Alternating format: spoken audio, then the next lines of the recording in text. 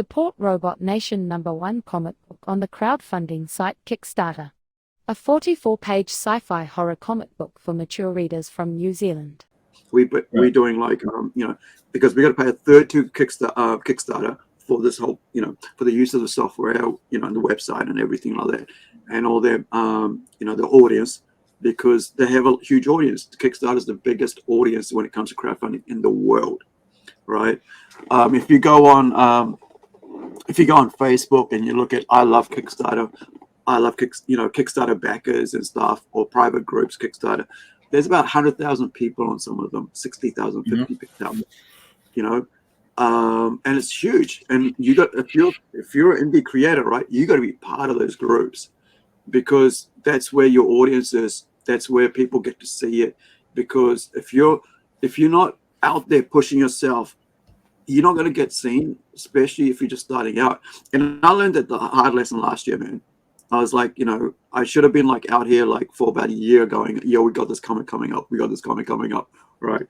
And joining every group I could get to, and and try and figure out what's going to work and what isn't going to work. So Christian, now I want to talk about how you're marketing, because segue to that, because I think that's probably really good to talk about. Marketing an indie comic, because none of us like in the indies have thousands and thousands of dollars to promote shit. Like, well, seriously, I get a coffee cup and I go and stand on the corner and I'm like, please help me out.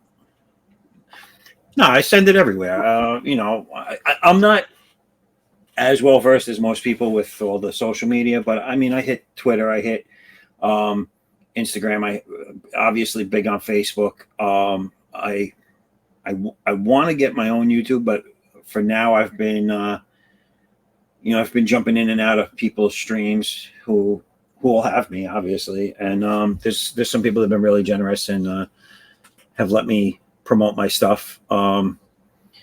So yeah, it's that's part of the job too. It's just nonstop. It never ends. You got to if you ain't going to sell it, who is? And no one's going to do it for you. And it's your stuff, and if you care about it and it means something to you, like this does to me, this is something I've always wanted to do. I mean, I've been doing art since I was 6 years old. I mean, granted, just like in everything else, I know I'm far from the greatest comic book artist out there, but this is what I do, and I love it, and you have to love it, because it's a lot of work if you don't love it. If you don't love it and you're doing this, you're going to burn out. You're going to not fulfill, even if you start a campaign. We see many of those go on. It has to be something you care about. It has to be something you enjoy doing. It's like the old saying. If you love what you do, you never work a day in your life. And I love doing this. Right now it's in every bit of my spare time that I get, I'm working on my books and the art for it and everything, the writing. But the dream would be to have this be all I have to do, and hopefully one day it gets there. But right now I'm having fun. It's great. Like you said earlier, it's great to see the stuff in print. I offer digital because, again, like you were saying, there's people that just can't afford it. Maybe they have the $10 or $12 for the book, but they don't have the $20 for the shipping, which is insane. It's like, that always boggled my mind. It's like, I work in construction, and it's like giving the guy that's going to run to get coffee. Well, the coffee costs $1.50, so I'm going to give him $1.50 for the coffee. But now I got to pay him $5 to go get it. Like, that's what it would be like. It's, the person picking it up and dropping it off costs more than the stuff you're getting in the beginning. I think we're a bit more wiser. Like, I was a bit conscious, not conscious, but more worried with Incredi-Girl. Like, people aren't gonna, after that ended, I was like, the cost inflation is really getting high, and everybody, and I'm a bit worried that people won't support it. But then I looked at myself like, hey, I wanted this. I wanted a physical copy of those, right? and it costs probably just slightly bit less than the actual, to get it sent over. It was cost me $20 New Zealand, $20, which is another $10 is what will get me from America, so $30 from America.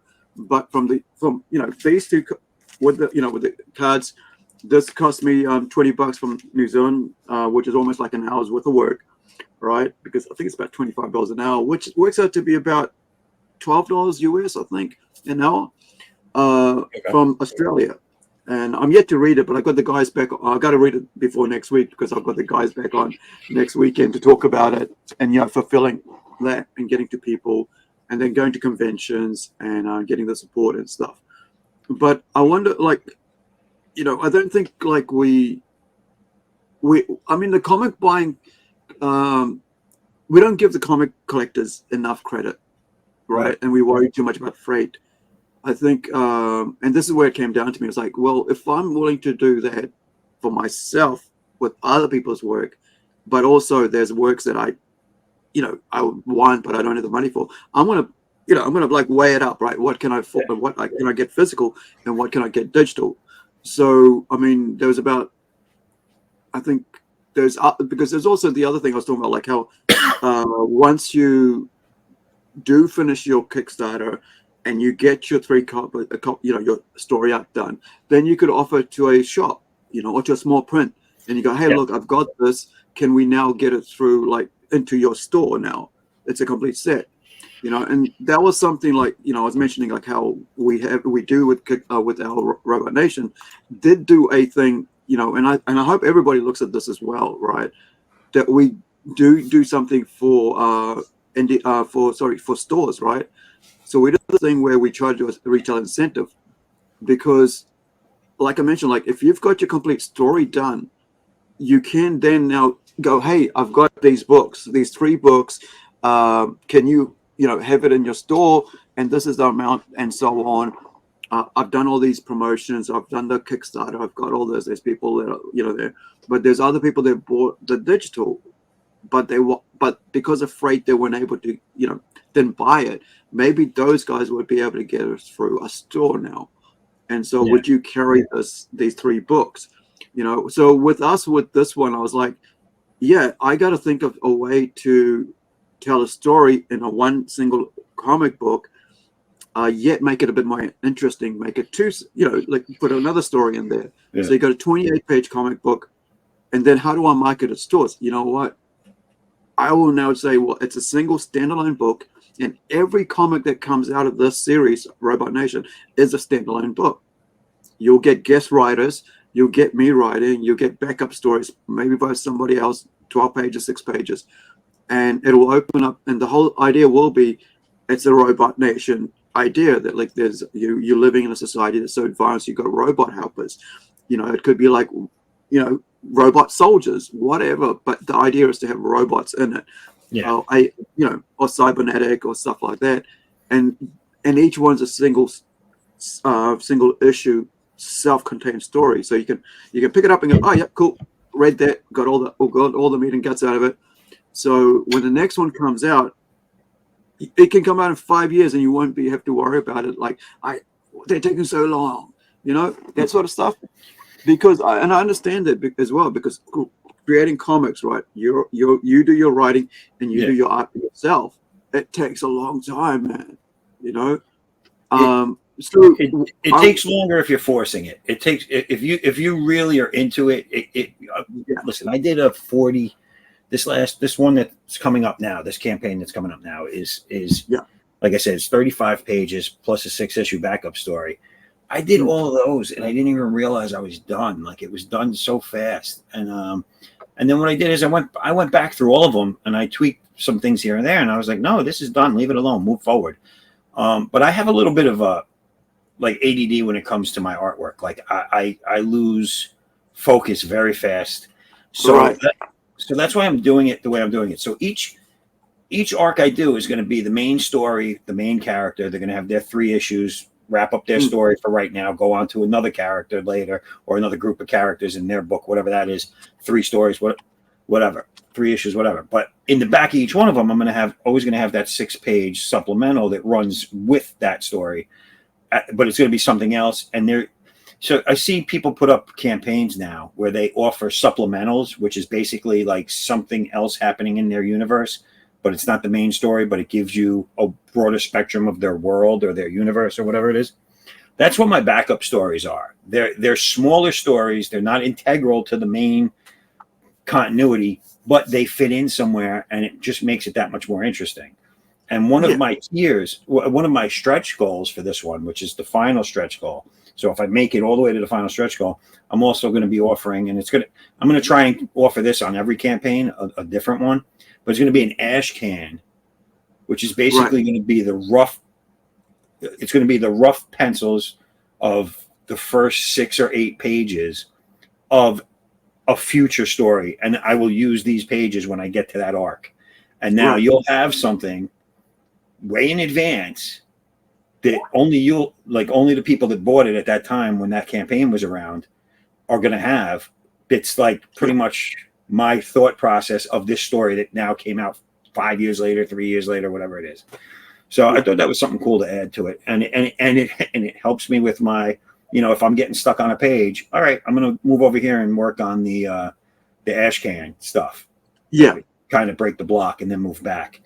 So I've kind of figured out a way to keep myself active and keep everything flowing at the same time. Yeah, I think that's how I discovered not to have writer's block, right? You have a whole bunch of stuff working all the time, and so whenever you go, sometimes I'll get I've got a couple, maybe a paragraph or a line or two of dialogue on that story, but I need to finish this story, but that story's hurting my brain because I just can't work it out. So I'll jump onto something else, or I'll jump on some artwork. And I think a lot of people haven't learned to do that because they have that one thing and that's all they stick to, and because of that, then they get into this. I can't finish my story. I got writer's block. It's like, go do something else. Right. Find something else to work on creatively. Like I'm working on I think about 6 or 7 books right now, right? And and I'm working on issue 2 of Fantastical Romy. Issue 1 is being close to getting illustrated, penciled and inked. And while that's happening, I've got I was just here. I've got a message from my from Louise, who's a translator for this, right? So he's the guy who's translating this one here. So this is he's translating for cover C, and he was asking what is status, right? So Louise is it's this one here. So he's translating those. So this is Luis here from Brazil, and he's translating this into Portuguese, right? So that's the Spanish. That's the Portuguese cover translation. And so he's going, sorry. All the translators are doing their own lettering, or are they translating it for one letter? So all the translators that are on there is Luis and there's Tomas. So this is Tomas's. He's working on a book manga called The Tortoise, right? So he's working on that right now. So he's taking a break from that to spend 2 weeks translating the robotnation book into Spanish. And so same thing with Louise. He's taking a break from working on Howler, right, to translate it into robotnation, this issue, into Portuguese. And so then they'll return back to their books because they're doing the actual lettering.